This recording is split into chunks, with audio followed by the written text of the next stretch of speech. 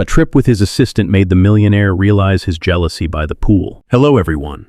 Before we begin today's story, I have a small favor to ask. Please hit subscribe and turn on the notification bell so you never miss our channel's new videos. It is quick, free, and the best way to support us in bringing you more dramatic stories. Your support truly means the world to us. Where are you watching from today? Drop your city or country in the comments below. Thank you very much. Now, let us return to the main character. The sun hung high over the resort, bright enough to turn the water in the infinity pool into a sheet of blue glass. From the balcony of his suite, the millionaire stood still, one hand resting on the cool metal railing. He had just finished a call about quarterly numbers and projections, the kind of conversation that usually left him calm and focused. But this time, his attention drifted downward. She was there. His assistant stood by the pool, her hair pulled back, sunglasses perched on her head, laughing softly as she spoke to someone beside her. The sound of her laugh carried upward, light and unguarded, nothing like the composed tone she used in meetings. A man he did not recognize leaned closer, gesturing toward the water, clearly enjoying her attention. The millionaire felt something tighten in his chest. He did not move. He did not speak. He simply watched, confused by the sudden heat rising behind his ribs. This was a business trip, a routine one. Contracts, meetings, and a few formal dinners with partners who expected efficiency, not emotion. She was here because she was capable, organized, and professional. She was his assistant, nothing more. So why did his jaw clench when the stranger smiled at her? He told himself it was nothing, a fleeting reaction, an instinct he could ignore. Yet his assistant had glanced at him, waiting for correction. He had not offered one. It had been easier to let the misunderstanding pass than to explain. He told himself it was practical, convenient. Now, standing above the pool, he wondered when convenient had turned complicated. Below, the assistant stepped closer to the edge of the water. Sunlight traced the curve of her shoulders. The stranger said something else, and she shook her head, amused, entirely at ease. The millionaire felt a sharp, unwelcome thought cut through his mind. He did not like how comfortable she looked with someone else. The realization unsettled him. He straightened, forcing himself to step back from the railing. This reaction made no sense. He had no claim on her time, her attention, or her smile. And yet, the feeling refused to fade. It lingered, heavy and insistent, whispering a truth he had not prepared to face.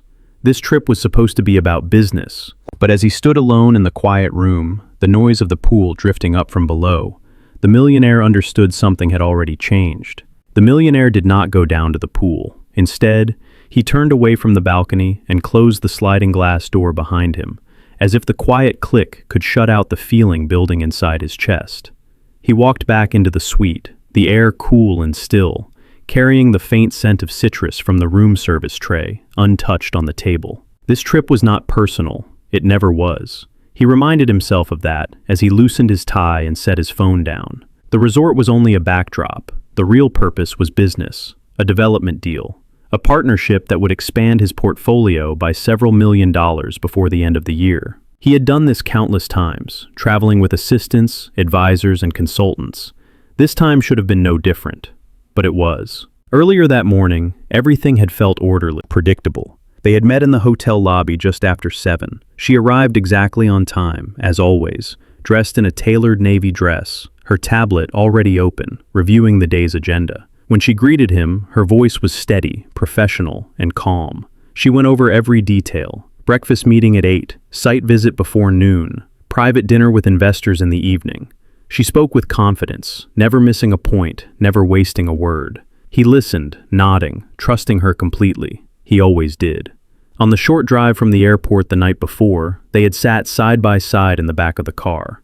She had been focused on her screen, answering emails, coordinating schedules, making sure everything was flawless. He had glanced at her reflection in the window more than once, noticing how composed she looked, even after a long flight. She had caught his glance once and offered a polite smile. Nothing more. There were boundaries between them, clear ones. They had been established years ago, the day he hired her.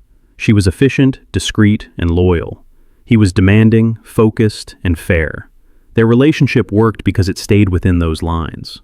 At check-in, when the concierge handed them their room keys, there had been a pause, a smile, a simple, careless assumption. "Your suite is ready," the concierge said warmly, sliding the keys across the counter. "And we have arranged everything for your stay." His assistant had looked up, her eyes flicking briefly toward him, waiting. He could have corrected it in one sentence. He did not. It was easier to say nothing, easier to let the staff assume. They would not see each other much outside meetings anyway, or so he thought. Now, standing alone in the suite, the millionaire replayed the image of her by the pool. The way she looked relaxed, the way she laughed without thinking. He had rarely seen that side of her. In the office, she was always controlled, always composed. He realized then that he knew very little about who she was when she was not working for him. The thought unsettled him. Down by the pool, the assistant checked the time on her watch and thanked the stranger politely before stepping away. She had noticed the glance from the balcony earlier, or at least she thought she had. For a brief second, she could have sworn she saw him there, watching. She told herself she was imagining it. This trip was about work, that was all. She reminded herself of that as she gathered her things and headed back toward the elevators. Traveling with him was part of her job, nothing more. Yet as she walked, she felt a strange awareness settle in her chest, as if something invisible had shifted. Neither of them said anything when they crossed paths later that afternoon in the hallway outside the conference room. Their greetings were polite, professional, perfectly normal, but beneath the calm surface, both of them felt it. Something had changed, even if neither was ready to name it yet. That evening, the meeting room overlooked the ocean, its wide windows tinted gold by the setting sun. The millionaire sat at the head of the table, his posture straight, his expression calm, exactly as it should be. Across from him, his assistant stood with her tablet, ready to begin. She always started the same way. She summarized key points, timelines, expectations. She spoke clearly, confidently, never faltering. The investors listened, impressed not only by the numbers, but by the precision with which she guided the conversation. When questions arose, she anticipated them. When concerns surfaced, she addressed them before they fully formed. He watched her work and reminded himself why he trusted her more than anyone else on his team. This was what she was here for. When the meeting ended, handshakes were exchanged, compliments offered, and promises made to continue discussions the following day. As the room emptied, the millionaire gathered his papers and rose from his seat. His assistant waited until the door closed behind the last guest before speaking. "Dinner with the investors is scheduled for 7:30, she said. "Dress code is formal. They prefer something discreet, not flashy." Her tone was professional, efficient, no hint of the pool. No hint of the strange moment that had passed between them earlier. "Understood," he replied. They walked out together, side by side, their footsteps echoing softly along the carpeted hallway. Other guests passed them, some offering polite smiles, others glancing twice, clearly assuming what the staff already had. The millionaire felt the familiar ease of letting assumptions stand. At the elevator, they paused. The doors slid open with a quiet chime. Inside, the space felt smaller than it should have. The silence stretched as the elevator descended. The assistant stared ahead, focused on nothing in particular. He cleared his throat, then stopped himself. There was nothing to say, nothing that should be said. Back in the suite, he reviewed documents while she finalized confirmations from the adjoining sitting area. They worked like this often, together but separate, each absorbed in their role. It was a rhythm built over years, one that had never failed them. Tonight, it felt different. When everything was finished, she stood and closed her tablet. "That should cover everything for tomorrow," she said. "I will send the updated files to your email." He nodded. "Thank you." She hesitated, just for a second, then continued. "The concierge mentioned that some guests believe we are here as a couple. If that becomes inconvenient for you, I can clarify." There it was. The unspoken rule, finally given a voice. He looked up at her, meeting her eyes. For a moment, the polished businessman disappeared, replaced by a man measuring his own reaction. He should have agreed. He should have corrected the misunderstanding immediately. "It will not be necessary," he said instead. "We will be interacting with the same people throughout this trip. It is simpler to let them think what they want." Her expression remained neutral, but something shifted behind her eyes. "Of course," she replied. "Whatever is most convenient." Convenient. The words settled heavily between them. They were clear about boundaries. He reminded himself of that again as she excused herself and returned to her room. There was no contract written, no official agreement, but the rules had always been understood. Work stayed at work. Personal feelings stayed elsewhere. He stood alone in the quiet suite, staring at the closed door. Down the hall, the assistant leaned back against her own door after closing it, releasing a slow breath she did not realize she had been holding. The decision to let others assume had not surprised her. Still, it stirred something she could not quite name. This arrangement, this unspoken closeness, felt different from before. They were not pretending, exactly, but they were not correcting the truth either. As the night settled over the resort, both of them lay awake in separate rooms, aware of the thin line they were walking. They had agreed to nothing beyond convenience and professionalism, and yet, without realizing it, they had already stepped into something that felt dangerously close to a role neither of them had planned to play. The next morning unfolded in a rhythm they both knew well, yet something subtle had shifted beneath the surface. They met in the lobby just after sunrise. The ocean beyond the glass walls glowed pale blue, and the resort hummed softly as staff prepared for the day. His assistant arrived first, tablet in hand, already reviewing notes. When he approached, she looked up and greeted him with the same calm professionalism she always carried. "Good morning," she said. "Good morning," he replied. Nothing in their words hinted at the unspoken tension that lingered from the night before. They spent the morning moving from one obligation to the next, a site visit along the coastline, a private discussion with local partners. She walked beside him, explaining figures, pointing out details, answering questions before they were asked. She was focused, sharp, completely in control. He noticed how easily she commanded the room. During one meeting, an investor turned to her instead of him, asking for her opinion directly. She answered without hesitation, her voice steady, her reasoning clear. The investor nodded, impressed. The millionaire felt an unexpected flicker of pride, followed by something deeper and more complicated. She was not just his assistant, she was essential. At lunch, they were seated together at a long table overlooking the water. Others joined them briefly, then drifted away, leaving the two of them alone with their plates. For a moment, neither spoke. The sound of waves filled the space between them. "This afternoon should be lighter," she said finally. "No meetings until dinner." He nodded. "You should take some time to rest." She paused, surprised by the suggestion, then offered a small smile. "Thank you, I will." After lunch, their paths separated. He returned to the suite to review documents. She changed into casual clothes and stepped outside, letting herself enjoy the rare pause in her schedule. She walked the resort grounds slowly, breathing in the salt air, allowing her shoulders to relax. By the pool, guests lounged under umbrellas, conversations blending into a gentle murmur. She found a quiet chair and sat down, closing her eyes for a moment. For the first time since arriving, she was not thinking about work. From the upper level, the millionaire passed a row of windows and caught sight of her below. She was sitting alone now, sunlight warming her skin, her posture unguarded. He slowed his steps without meaning to. He realized then how rarely he saw her like this. In the office, she was always composed. Here, she looked almost carefree. The contrast stirred something inside him, a pull he had not anticipated. He turned away, forcing himself to keep walking, reminding himself again of the rules. That evening, as the sun dipped low, preparations for dinner began. She returned to her room, changed into a simple, elegant dress, and reviewed the evening agenda one last time. When she stepped out into the hallway, she nearly collided with him. "I am sorry," she said quickly. "No, that was my fault," he replied. They both laughed softly, the sound lingering longer than expected. As they walked toward the restaurant together, heads turned. A hostess smiled warmly and led them to a table set apart from the others, candles already lit. No one asked questions. No one needed to.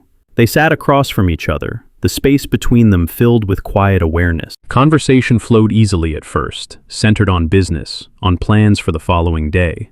But gradually, the topic softened. Small observations, shared glances, brief smiles that stayed a moment too long.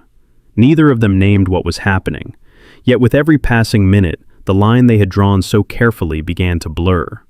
And both of them felt it, even as they pretended everything was exactly as it had always been. Dinner ended later than expected.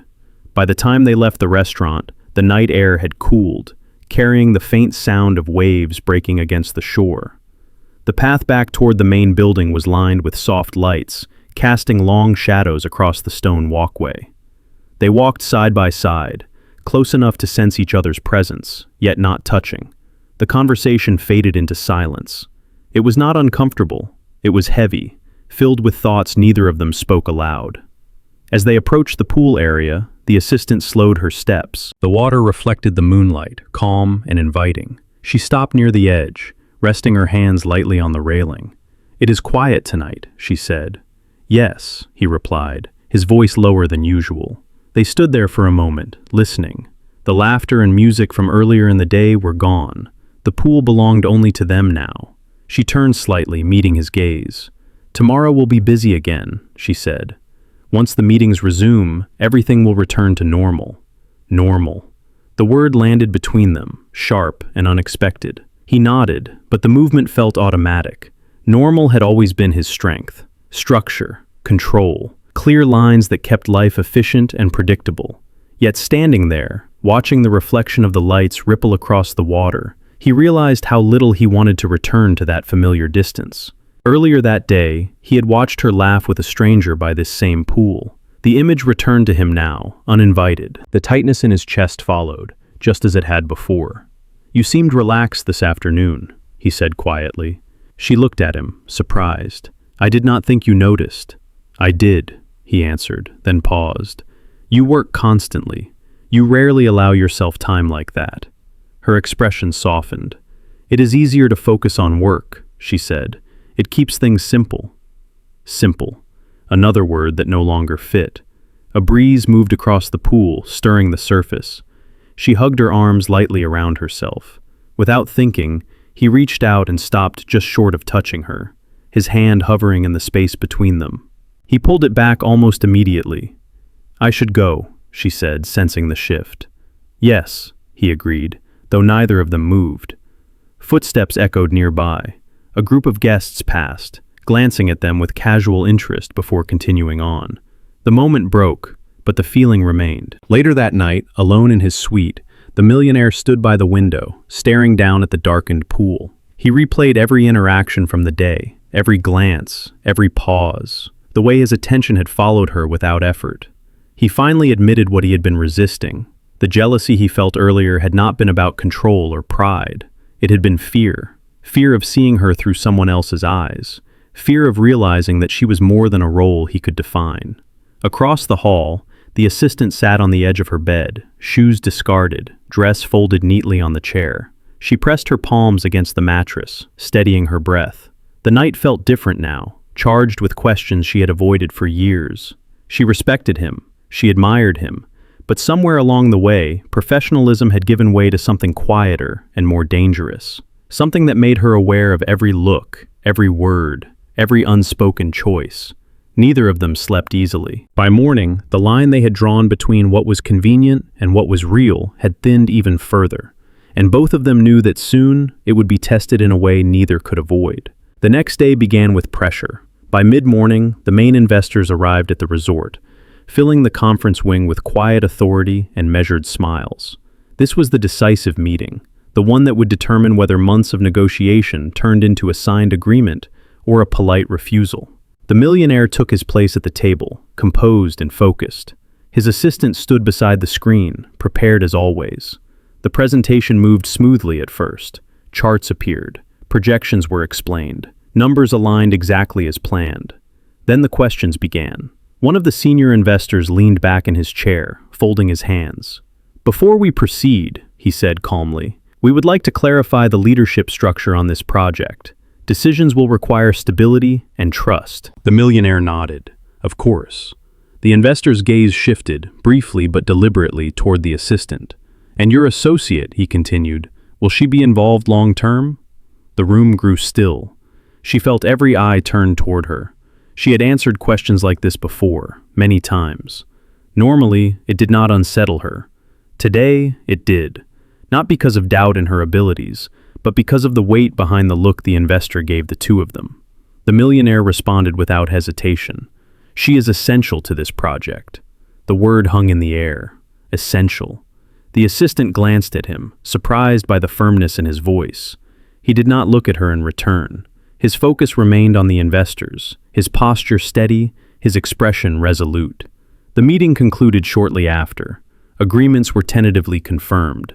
Final documents would be reviewed by the end of the day. As the investors filed out, quiet approval followed them. When the room emptied, the assistant let out a breath she had not realized she was holding. "You did well," he said. "So did you," she replied. They walked together toward the hallway, but before they could continue, a voice stopped them. "Excuse me," one of the investors said, smiling politely. "Dinner tonight, just the two of you, if that is acceptable. We find that personal dynamics often reflect professional harmony." The implication was clear. The assistant stiffened slightly. This was no longer harmless assumption. This was a test. The millionaire answered before she could speak. "That will be fine." The investor nodded, satisfied, and walked away. They stood in silence for a moment after he left.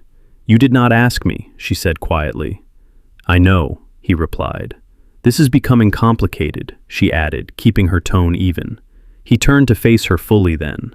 "It has been complicated for some time," he said. She searched his expression, looking for certainty or apology, but found neither, only honesty. That afternoon, the distance between them felt heavier than before. They worked side by side, but something fundamental had shifted. This was no longer just about convenience or appearance. It was about choice. When evening came and they prepared for dinner, both of them understood what was at stake. Not the deal, not the partnership, but the truth they had both been avoiding. As they stepped out together once more, the assistant realized something clearly for the first time. If this line was crossed tonight, there would be no returning to what they were before, and the millionaire knew it too. The dinner that night was quieter than the one before. They sat across from each other at a small table near the edge of the terrace, the ocean stretching into darkness beyond the railing. Soft lights illuminated the table, but neither of them seemed to notice the setting. Their attention was turned inward, each caught in private thought. Conversation stayed formal at first. Project timelines, final reviews, what still needed approval before morning. The kind of topics that had always been safe for them. But safety no longer felt honest. The assistant set her glass down slowly. "I need to be clear," she said, her voice steady but careful. "What happened today cannot continue without boundaries." He looked up at her. "What boundaries do you mean?" "The assumptions," she replied. "The way others look at us. The way decisions are being made without discussion." She paused, then added quietly, "The way you answered for me." He listened without interrupting. "I respect you," she continued. "I have always respected you, but I worked hard to be here on my own merit. I do not want that questioned." Her words landed with precision. They were not emotional, they were honest. "I never intended to undermine you," he said. "I meant what I said. You are essential." "I know," she replied. "But that is not the point." Silence followed. The sound of the waves filled the space between them again. Later that night, after they returned to their rooms, neither of them slept. The assistant lay awake, staring at the ceiling, replaying the day. She had built her career on discipline and clarity. Feelings were distractions. She had told herself that for years. And yet, here she was, unsettled by the way he looked at her, by the tension she felt when he stood too close. She asked herself a difficult question. Was she reacting because of him, or because she had allowed herself to want something she should not? Across the hall, the millionaire sat in the dark, his jacket draped over the back of a chair, his tie loosened. He thought about the way she had spoken at dinner. Calm, direct, unafraid to confront him. He had built his success on control, on knowing exactly where every line was drawn. Tonight, he realized he had crossed one without meaning to. For the first time, he admitted the truth without resistance. He was not struggling with attraction alone. He was struggling with fear. Fear of losing the balance they had created. Fear of acknowledging feelings that did not fit into contracts or schedules. Fear that if he named what he felt, he would risk everything that worked. The next morning, the resort felt different. They met briefly in the lobby to review final details. Their exchange was polite, professional, almost distant. Anyone watching would have seen nothing unusual. But beneath the surface, both of them were preparing for a confrontation they could no longer avoid. This was no longer about business, or appearances, or convenience. It was about whether they would retreat back into the roles that had protected them, or step forward and face the truth that had already changed them both. The confrontation came in the late afternoon, when the resort began to quiet again. The final documents had been sent. The investors had departed with polite assurances and satisfied smiles. What remained was an uneasy calm, the kind that settles only when something unresolved is waiting to be spoken. The assistant stood near the far end of the terrace, looking out toward the ocean. Her tablet rested on the table beside her, closed for once. She was not working now. She was waiting. The millionaire approached slowly, aware of the distance between them, aware that this moment could no longer be delayed. "You wanted to speak," he said. She turned to face him. Her expression was composed, but her eyes were steady in a way that told him she had already made a decision. "Yes," she replied. "We cannot continue like this." He nodded. "I agree." Silence followed, heavy but honest. "I will be direct," she said. "What we are doing right now is unclear. To others, and to me." She paused, choosing her words carefully. "I will not remain in a situation where my role is defined by assumption or convenience." He listened, his posture still, his attention fully on her. "I value my work," she continued. "I value what I have built, and I will not let it be overshadowed by something unspoken." Her voice softened slightly. "If there is nothing more here, then we return to what we were. Clear, professional, separate." The words were firm, but not cold. "And if there is more?" he asked quietly. "Then it cannot be hidden," she replied. "And it cannot come at the cost of my independence." Her condition was clear. For a long moment he said nothing. He looked past her toward the water, then back again. This was the choice he had been avoiding, framed now in simple truth. "I never intended to blur the lines," he said, "but I did." He took a breath. "And I cannot pretend otherwise anymore." She watched him closely. "What you saw at the pool," he continued, "the jealousy I felt, it forced me to see something I had been denying." He met her gaze. "I am not afraid of losing control. I am afraid of losing you." The words hung between them, unguarded. "I do not want you because you are my assistant," he said. "I want you because of who you are, and I will not ask you to stay if that means diminishing yourself." She absorbed his words in silence. "If this continues," she said slowly, "it will be real. No assumptions, no pretending. And if it ends honestly." He nodded. "That is the only way I want it." The tension between them shifted then, not disappearing, but transforming. What had been unspoken now stood in the open, fragile but solid. She took a small step back, then steadied herself. "Then this trip ends tonight," she said. "What comes next cannot be decided here." "I understand," he replied. As the sun lowered toward the horizon, both of them felt the weight of the moment settle in. The arrangement they had relied on was gone. What remained was choice, and neither of them could walk away unchanged. The next morning arrived quietly. The resort felt different in the early light, as if the events of the past days had settled into something still and honest. Suitcases were packed, final emails were sent. What remained was a single choice that could no longer be delayed. They met one last time in the lobby, just after sunrise. No assistants, no investors, no expectations hanging in the air. She arrived first, standing near the tall windows, her posture calm but resolute. When he approached, she turned and met his gaze without hesitation. There was no tension now, only clarity. "The car is waiting," he said. She nodded. "So is my flight." They walked together toward the entrance, their footsteps slow, unhurried. Outside, the ocean stretched wide and endless, a reminder that this trip, like every temporary arrangement, had an end.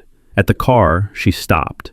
"This is where we decide," she said, not with words meant for convenience, not with promises shaped by pressure. He understood. He took a breath. "When we return, I will not ask you to be my assistant," he said. "If you choose to continue working with me, it will be because you want to. And if you choose something else, I will respect it." She studied him carefully.